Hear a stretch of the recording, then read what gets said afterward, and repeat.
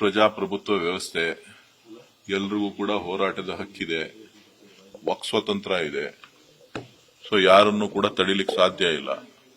So ಹಾಗಾಗಿ ಅವರ ಹೋರಾಟಕ್ಕೆ ಸಂಪೂರ್ಣ ಸಹಕಾರ ಸರ್ಕಾರನೂ ಕೊಡ್ತದೆ. ನಾನು ಖುಷಿಯಿಂದ ಸ್ವಾಗತ ಮಾಡ್ತೀನಿ. ನಿವಾಸದ ಹತ್ರನೇ ಬಂದಿದೆ ಸರ್. ದೇವ್ರು ಒಳ್ಳೇದ್ ಮಾಡ್ಲಿ, ದೇವ್ರು ಒಳ್ಳೇದ್ ಮಾಡ್ಲಿ.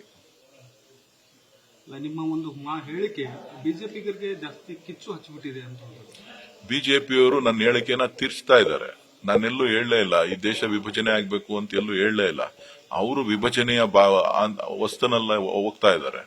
ಅವರು ಬೇರೆ ರಾಜಕಾರಣ ಮಾಡ್ಲಿಕ್ಕೋಸ್ಕರ ಮಾಡ್ತಾ ಇದ್ದಾರೆ. ಏನಕ್ಕೆ ಸರ್ ಆತರ ತೀರ್ಸ್ತಾ ಇದ್ದಾರೆ? ನೀವು ಅವ್ರನ್ನೇ ಕೇಳಬೇಕು. ನೀವು ತೋರಿಸ್ತಾ ಇರೋರು ಹೇಳ್ಬೇಕು, ರಾಜ್ಯಸಭೆಯಲ್ಲಿ ಆಯ್ತು, ತೋರಿಸ್ತಾ ಇರೋರು ಹೇಳ್ಬೇಕು. ಮಾಧ್ಯಮದವರು ನನ್ನ ಹೇಳಿಕೆನ ಸ್ಪಷ್ಟವಾಗಿ ಏನ್ ತೋರಿಸ್ತಾ ಇದೀರಿ ಅದನ್ನ ನೀವು ಪುನರಾವರ್ತಿಯಾಗಿ ನೋಡಿ ಮಾತನಾಡಬೇಕು. ಮಾಧ್ಯಮದವ್ರ ತಪ್ಪೋ ಬಿಜೆಪಿಯವ್ರ ತಪ್ಪೋ ನನ್ನ ತಪ್ಪೋ ನನಗೆ ಗೊತ್ತಿಲ್ಲ.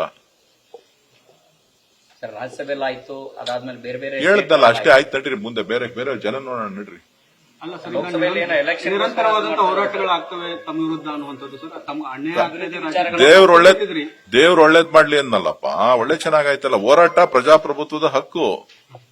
ಪ್ರಜಾಪ್ರಭುತ್ವದಲ್ಲಿ ಎಲ್ರಿಗೂ ಕೂಡ ಹೋರಾಟ ಮಾಡ್ಲಿಕ್ಕೆ ಅವಕಾಶಗಳಿದೆ. ಸೊ ಹಾಗಾಗಿ ಅವರು ಹೋರಾಟ ಮಾಡ್ತಾ ಇದ್ದಾರೆ, ಪ್ರತಿಭಟನೆ ಮಾಡ್ತಾ ಇದ್ದಾರೆ. ಅದು ಗೆರಾವ್ ಹಾಕ್ಬೋದು.